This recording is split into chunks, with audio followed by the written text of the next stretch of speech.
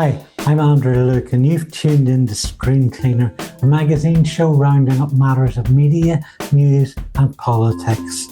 You'll have to excuse a slightly more saliva-sounding screen cleaner. I suffered from an epileptic seizure last night. There's a bit of bit tongue and a bit of droolage. Let's get on with it. This month I've been reading Paul Holden's new book, The Fraud, Keir Starmer, Morgan McSweeney and the Crisis of British Democracy. Do you remember when Starmer was an eco-socialist, a lawyer deeply concerned with human rights and reversing austerity? People like me didn't trust Starmer, but there was a little voice that acknowledged the man who helped the McLibel defendants and prosecuted the grooming gangs. Yet the demon we know today has long been in control of his plywood body.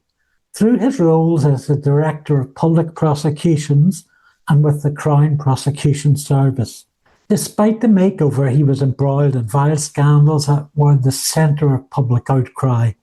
Jean-Charles de Mendes and Ian Tomlinson were killed in 2005 and 2009. Murdered, actually, in broad daylight. Starmer actively intervened to halt the prosecutions of the Metropolitan Police officers behind this. The hacker Gary McKinnon, who faced extradition to America over an 8-year struggle, taking a toll on his already serious depression and autism. It was widely agreed McKinnon would not survive an American jail. In full awareness of these facts, Keir Starmer actively worked to send McKinnon overseas with promises to Eric Holder, US Attorney General and good friend. Paul Holden remarks that the blocking of the extradition charges by Theresa May, a compassionless bog beast itself, is a contrast point for how amoral Starmer is. Similarly, there was Julian Assange, holed up in the Ecuadorian embassy in London in 2010. Sweden wanted to interview Assange on charges of sexual assault. Unwilling to go there, the founder of WikiLeaks agreed with the Swedish authorities to interview him at the embassy.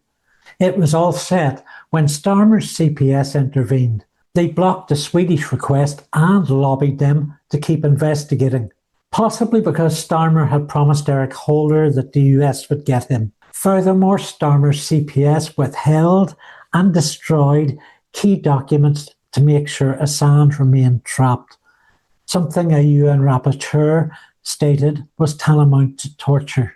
In 2011, another racially motivated killing by Metropolitan Police led to a week of rioting in cities and towns across England.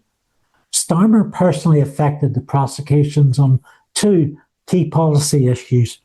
He informed the courts that looters wouldn't be charged with theft, but burglary. This meant they faced higher penalties, sometimes 4.5 times as high. 27% of the convicts were aged 11 to 17. Those included a boy who stole a cap and another who stole a waste paper bin. The seeds of Starmer's child poverty there. A further 26% of the rioters were aged 18 to 20. For example, 19-year-old Francis Fernie. The lad was attending an organised union march where a splinter of police and protesters clashed. He threw 2 placard sticks at police, missed them, and got sent down for a year. So that's 53% of convictions among under 20-year-olds. And the convictions caused a more than 8% rise in jailed children. Kid starver, yes. Keir Starmer, child snatcher. There are children here somewhere. I can smell them. The second main way the country's senior prosecutor secured convictions was by outspoken backing of night courts. Round-the-clock sittings for rapid prosecution, drawing serious condemnation. Minors kept in custody for more than a day, lawyers on their feet for 36 hours, pushed to arguing, chaos in the cells and the court, pressures so that due process was sacrificed for expediency, panicky judges' blanket policy of declining bail with conveyor belt justice. The night courts were a promo stunt. evidenced by Starmer's making one morale-boosting 4 a.m. publicity pop-up. Attempts to place Starmer's record of cruelty in the press in the run-up to his elections were ignored with intent. Thus why you never heard of them, maybe. To understand a version of Starmer what won it, we need to turn to his opponent in the Labour leadership race, left-wing candidate Rebecca Long-Bailey, who made a number of pledges which, in the space of 2 weeks, Starmer aped exactly. She announced abolishing the Lords, so did he, nationalising rail, water and the postal service, so did he.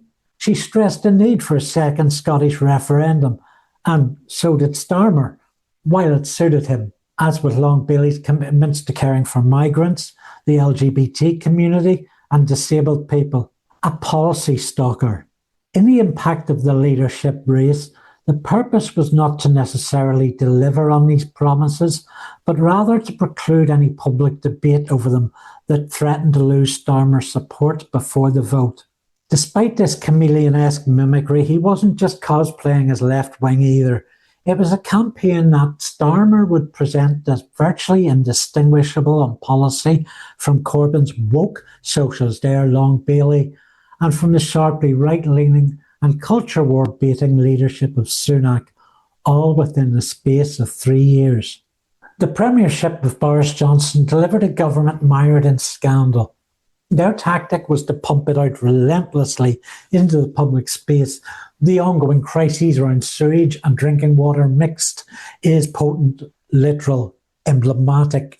By swamping the media with bad news daily, there was little room for reporting specifics, only generalised detritus. And that had a cyclical effect, a sort of made of effluence feedback loop. As it was normal to put their shit on the street, so there was a need to create more and more shit lest we see street. It was as if sales of laxative were going through the roof. Fact check, there were restrictions on laxatives, but bold forecasts for the years ahead. It was on this wobbling sea of feces Starmer walked, fecally discharging to keep he and his afloat. As Big Madge reported last episode, modern Labour is a mess and has proudly taken up Boris's mantle to swamp the swamp. Grange Hill premiered on British screens in 1978 under the steerage of traitor Phil Redmond. Like much of Redmond's oeuvre, it came head-on with working-class realism, unrestricted as a production for children. Early episodes collected on YouTube hold up very well. Between 1980 and 1983, a multi-series story arc centred on school bully Norman Gripper Stebson, performed unflinchingly by actor Mark Baxter. I've been thinking about Gripper lately because of a number of parallels with Reform Ux Nigel Farage. Like many bullies, Gripper was a grifter, cornering little girls and forcing them to sell dodgy books for him. Beloved Roland Browning was subject to a fat tax, akin to Chancellor Reeve's milkshake tax, after too many people stood up to the bully. Farage and Stebson regularly use other people. Each mobilised deputies to do their dirty work, fear-mongering and money collection, to distance themselves from the chaos. The victims were an example to keep other people in check. Gripper's storyline accelerated when Redmond and his writers put the character at the centre of racial abuse and Nazi ideology. No longer content to swindle, Gripper targeted non-white children in a campaign of terror, and in particular Islamophobia. In one scene, he visits a pawn shop with his deputies to buy badges showing their authority, and they settle on explicitly Nazi regalia, swastikas. That's white chalk. Extended revelations about Farage's school days came to light last week. The Guardian heard from between 21 and 24 ex-pupils, most of a class, who heard Farage make racist and anti-Semitic statements, as well as several members of the teaching staff. Reports had leaked out years earlier, but these allegations are shocking even by Farage's standards. One victim was BAFTA award-winning director Peter Etagui, whose grandparents survived a Nazi concentration camp. Etagui was initially reluctant to speak out, but he recalls Farage sidling up to him and growling, "Hitler was right." One interviewee said Farage made the director's life a fucking nightmare. A picture emerges of Farage acting as a ringleader, like Gripper, fear-mongering his way through school life, flanked by two tall lieutenants walking up to students, asking where they came from. He'd then point away and say, "That's the way back." What a right lot of little thugs you are.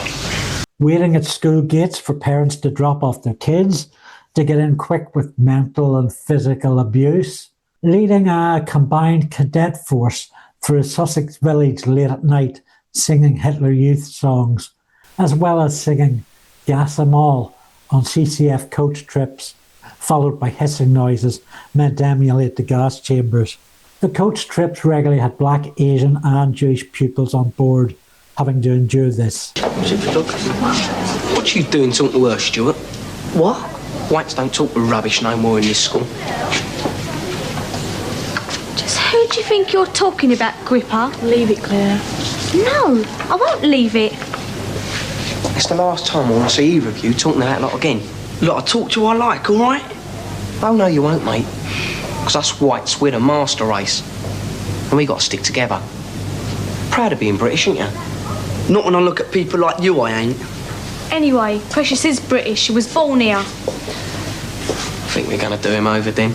Yeah, make him take the oath. There was Nigel's performing of the Nazi Sieg Heil salute, singing about extremist fascist group British movement, BM, BM, we are British Nazi men, as a prefect putting a kid on detention because he was Asian, setting fire to a school roll because that year there were more Patels than Smiths, chanting the name Oswald Mosley, head of the British Union of Fascists, waiting outside a Jewish service flanked by Tory minions to taunt the attendees, use of numerous racist slurs, including Packy and Jude. As you've no doubt gathered, these weren't one-offs, rather a sustained pattern. As one interviewee said, the same sort of noise that came out of him every day. Ku Klux Crypto rolled out non-answers when asked about the claims, squirming feebly through denial and neglected responsibility. Nothing apart from Farage's ordinary cocksure attitude. His defences follow three lines. Number one, accusations are not true or the accusers are liars, a typical anti-Semitic trope. He claimed to have never been part of an extremist organisation, not counting the ones he created. He never did these things, but if he did, it's irrelevant because he was a child.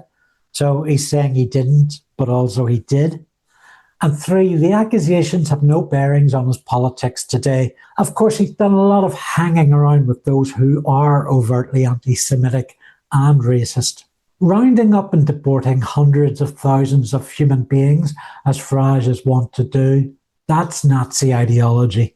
The Independent's Victoria Richard points out, describing Nazi Germany's deliberate, organised and state-sponsored persecution and genocide of approximately 6 million European Jews as right is pretty cut-and-dried racism, however you squint.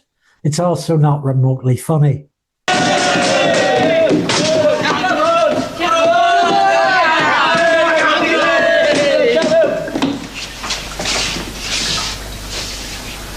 Not back in the school 5 minutes and you're spewing out your poison. This is what we have to put up with. Being taught by packy lovers.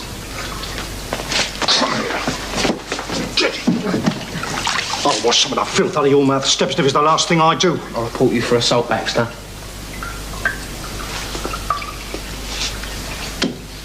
You come near me again, lad, and I'll give you very good reason to. Gripper's chief nemesis was tough but fair sports teacher Mr. Baxter, played with raw conviction by the prolific Michael Cronin. Matters came to a head when Baxter broke up an ambush of Stebson, followed by a second larger ambush by practically all the cast and extras. We let you all down, though, haven't we? And there's no excuse. Not really. That evil toe rag should never have been allowed back on school premises. But he was. And in the space of one morning, he's attacked people because of their colour, because of their sex. I also hear you're back to demanding money with menaces, Stebson. What an utter and complete charmer you are, lad. I was tempted to stay outside that door just now. Oh, yes, I was very tempted. But I think it's time we did this thing properly. I think it's time we made it permanent. Oh, our glorious leader. Go on. Mrs. McCluskey's office. It's just a formality. Racism, bullying, extortion. I should think that's enough to have you slung out of this school for good 6 times over. And this was the moment when the head teachers had enough and drummed Stebson out of town to cheers and howls.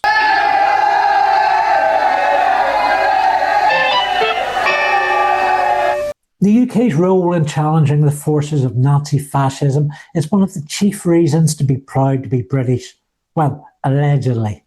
Gammons aren't exactly known for their joined-up thinking. Perhaps they could do with a reminder which side Farage would have been on in wartime. If he loves Nazi fascism so much, then he can go back to where he came from.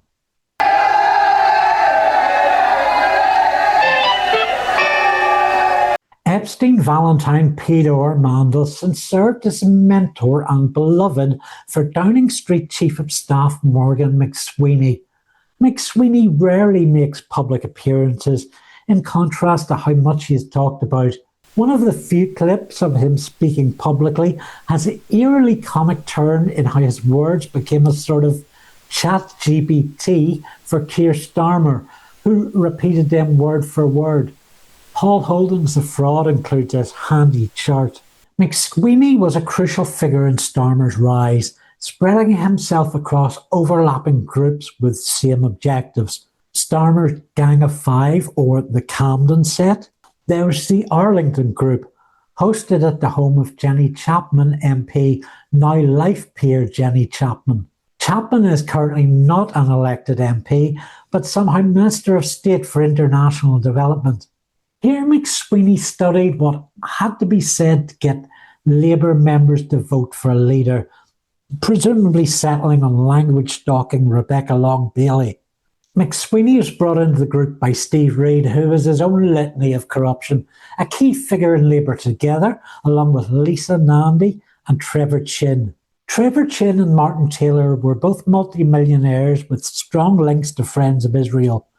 They made up much of £800,000 of donations, which Labour Together largely failed to report to the Electoral Commission. In 2017, McSweeney advised his teams not to report £730,000. When challenged, he told the Electoral Commission he didn't have to, that they were not a campaigning organisation. The Electoral Commission were clear that they absolutely were. Reporting finances was a legal obligation. A number of MPs asked Sweeney directly, and he said they were reporting, lying to them. In 2020, McSweeney's close ally, Shabana Hellbeast Mahmood, told the Commission they'd reported donations, despite the fact they hadn't, and likely Mahmood knew this. One WhatsApp message allegedly has McSweeney admitting the fraud and fearing they'd get caught. In December 2020, Labour Together were investigated by the Commission and the following year fined £14,250 for late and inaccurate donation reporting. It's important to consider those 3 years, 2017 to 2020. In 2017, Labour membership skyrocketed. Millionaire donations to McSweeney's think tank came at a time when Corbyn's Labour was amassing lots and lots of small donations.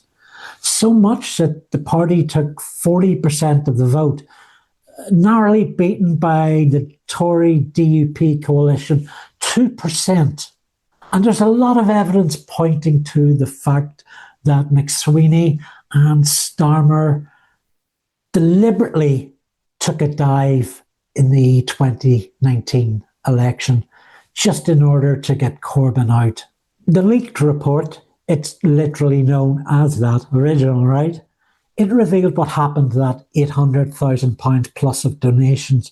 The Aragon House scheme involved right-wing bureaucrats hostile to Corbyn's leadership, secretly diverting party funds to their factional allies during the 2017 general election. The effect was to deprive the formal campaign of funds it wanted to use to target marginal seats. It benefited the likes of Shabana Mahmood, Rachel Reeves, Yvette Cooper, and of course the made man, Keir Starmer. As I said, timing is important. Starmer and his Labour Party did not declare those funds used to get him elected until after he'd won the party leadership race as well as the premiership. But they also had to get rid of Jeremy Corbyn, horticulturalist, jam maker, cyclist, and that story is a smoking gun. Paul Holden evidences a mass media smear campaign with funding from Israel, channeled through Labour Together. McSweeney's campaign was aimed not just at Corbyn, but across the left wing of the party. Holden confirms there were genuine cases of anti-Semitism to be dealt with, but more than 50% of these were faked. In a particularly harrowing part of an interview with Owen Jones, he tells the story of a Jewish grandmother and Holocaust survivor accused of anti-Semitism. Suffering from a terminal illness, she wrote to McSweeney and Starmer and members of their faction asking for the charges to be withdrawn. Her children continue to write, with no response. Labour Together ran Stop Funding Fake News, undisclosed corporate politicos operating with the pretense of a grassroots organisation. SFFN intervened in the anti-Semitism crisis and insisted that its activists remain anonymous. Accounts of anti-Semitism fed to the press frequently came from anonymous Facebook accounts traced back to McSweeney. And it wasn't just Corbynites who were gaslit. Those speaking out about the lack of anti-Semitism themselves were outed as allies of anti-Semitism. McSweeney's mafia targeted an independent news site, The Canary, circulating stories of Jew hatred among their advertisers, forcing them from a solid home of independent journalism to a stripped-down small resource. When it came time to investigate Labour Together's manufactured anti-Semitism, said investigation also ran through Labour Together. Not much independence that. Given the much higher degree of racism in the Conservative Party, McSweeney and Starmer had no need to fake anti-Semitism, besides it being morally abhorrent and a pretty anti-Semitic action. So Boris's faction were not their targets. Faking anti-Semitism gave power to anti-Semites. McSweeney's domestic agenda had a chilling effect on foreign policy once he reached number 10. With Israeli donors and a narrative that professed to put Jews at the centre, there was a want to stand on that lie. The support for Netanyahu's genocide, Israel's genocide, was an outgrowth of the same campaign. We saw in the early days of October 7th and beyond how those questioning the atrocities were belittled and accused. It still happens. Israel's right to defend itself extended into the prescription of Palestine Action as a terrorist organisation, pensioners with their cardboard and Sharpie markers placed in the same category as Al-Qaeda and the IRA. This boneheaded numbskullery eerily and precisely mirrors Labour Together's gaslighting in policy terms. Police have arrested over 2,300 individuals since June. Approximately half of these protesters are pensioners. Screencleaner regulars will know contributor David McGuinness of the Two Davies channel, who spoke out about the prescription in terms of government overreach. Last week, the two YouTubers were taken from their homes by the Serious Crime Squad and charged under Section 12 of the UK Terrorism Act. Keir Starmer, pensioner snatcher. It was the same day a judicial review of the ruling took place when the judges were switched around at the last moment. The new three-judge body includes one of Assange's persecutors, who ruled in favour of the Rwanda plan, a judge who approved the sale of arms, fighter jets, to genociding Israel, and the third, less controversial choice is a twin of an influential world banker and Boris Johnson crony. The Morgan McSweeney Starmerite project plays out on the world stage with the same DNA patterns. Paul Holden's The Fraud is available in ebook and print, with a few quid off with a voucher from his publishers or books.com. The bibliography is so huge, it has its own website, www.thefraud.info. Now, across previous episodes of Screencleaner, we've taken a look at the production teams on television's lead politics shows. Politics Live is a little different, with one singular rotating producer, but otherwise there are production teams made up of similar patterns. The three rules then. 1. The recruitment of youngsters, recent graduates to top production roles, usually the producer and assistant producer. Koonsberg assistant producer Shanati James' LinkedIn profile jumped out with the show's skin. I mean, she's on holiday somewhere shiny, fair play. But what's going on with actual producer Joseph Cassidy and the girl in her underwear behind him? Full on club style. Theme 2, the timing. Many producer roles have been appointed within the last year. Is it a coincidence that this has come in timing with the change in government? Which doesn't sound very impartial and free of bias. And 3, despite these fresh faces being producers, a producer being a senior role, there's usually a senior who's actually a senior on board. During these studies, I came across the Register of Journalists' Interests. It's a ledger of journalists with parliamentary press passes declaring benefits from their unique access if it is above £910 from the same source per year. That's a muddy explanation from the Parliamentary Commissioner of Standards. Looking at the table clarifies, a journalist has access through one outlet. If their benefit comes through other outlets as well, above the £910 threshold, it needs to be listed. So we touched on this parliamentary access when considering Question Time producer Anna Haynes. In the 13th of October report, her press pass was still listed to Good Morning Britain, despite leaving that show, that role, in August. I'm not sure, who knows, but Haynes ran afoul of the registrar's 28-day limit to inform them of a change. In the November 10th publication, she's no longer listed, so that breach has been rectified. So eventually she made haste. This means none of the production team of Question Time have a parliamentary access card, not even Fiona Bruce. Koonsbutt's team have the most Westminster access, with passes for Laura herself and producer Shanati James and Hannah Capella. Vicky Young of Politics Live has access along with Hugh Milbourne, her producer with the most political news experience. As you'd imagine, the BBC don't skimp on things like this. Robert Peston has a pass registered to ITN. His young producer, Michael Clarkson, ex of GB News, has one registered to ITV. In each case, none of these producers or presenters have any other relevant gainful occupation to declare, likely in their contracts on a level of exclusivity. Question Time aren't the only show we looked at without a formal Westminster presence. Neither Stephen Nolan or his production team are on the register. That is not unusual, given they're a Northern Irish production. Perusing the register is probably worth some time. Talks Peter Cardwell has various interests in political consulting firms, which on surface level sets off a big red flag. It may be that deeper scrutiny should be applied to journalists who have no declarations to make. Conversely, there's Ian Dale ripping the piss out of his access, and you might have expected that. Some, like the BBC's Nicholas Watt, are either plenty honest or milking the system.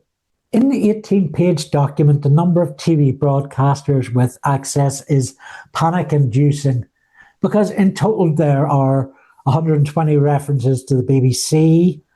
ITV and ITN are referenced 32 and 31 times, so 63 in all.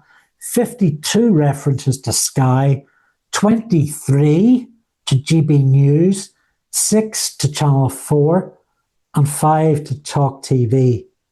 We're all fucked. So it's just time left to look at a few of the stories in play this week. Prayer vigils continue around the world as people of all faiths learn Donald Trump is still alive.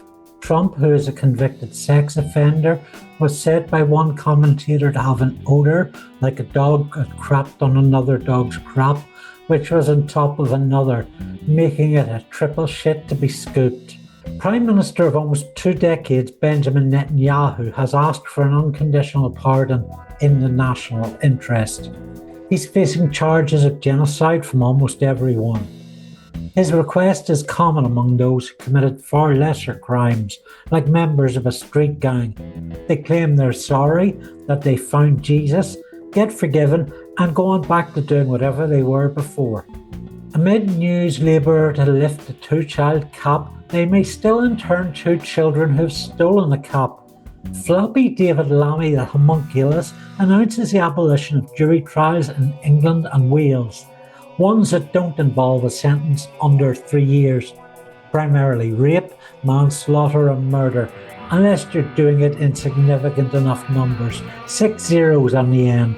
Israel genocide, Azerbaijan ethnic cleansing, Africa's ruling class controlled famine.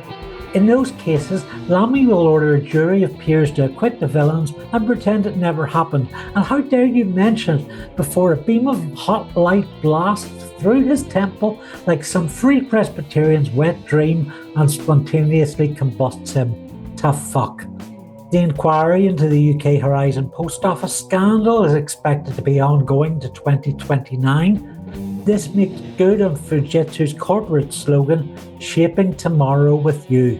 Northern Ireland's traditional unionist voice, well, where else, fails to back Belfast City Hall's voted decision to fly the Palestine flag for 1 day in December. After the legally taken vote, a mob of 30 so-called unionists protested at City Hall with racial slurs and Union Jacks. Britain began colonising Ireland in the late 12th century, so it's ironic unionists fly flags to remind them of where they are. That does explain why they regularly break UK law, though. 3 people have been charged in connection with the protests and are expected to salute their way into His Majesty's prison next week. And tonight's second story about a talking animal. That mad ex-teacher defects to Reformach. Jonathan Gullis, Guldern Gullis, the gonorrhea gull. The man with a head not like a steel bread roll, but one with a bread roll with black mould and hair growing out of it. Mixed signalling because Reform UC have pledged not to take any more washed up Tory MPs, a move which will leave their numbers short. I think many would-be defectors are staying in hotels anyway, taking our jobs, taking our cash for questions, diddling women and kids. Oh, it'll be a good fit. Be sure to join us next week for the last Screencleaner of 2025, our Christmas special. And do put a like and comment below the video. Maybe check out some of the other cool videos on YouTube, or head over to Discworld GNU for my Discworld podcast with PJ Hart. Maybe think about giving me some money through the very cheap Patreon, which has 9 years of archived material, much of it not available anywhere else. Bye for now.